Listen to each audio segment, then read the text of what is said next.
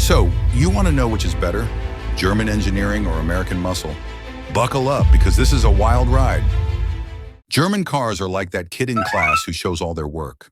They're precise, luxurious, and have buttons for everything. It feels like a tank, drives like a dream. Before moving to the next part, make sure to subscribe, share, and like the video.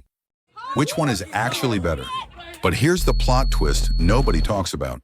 The German car will make you feel like a genius until a light on the dashboard blinks. And the American car will give you the thrill of your life, as long as you only drive in a straight line.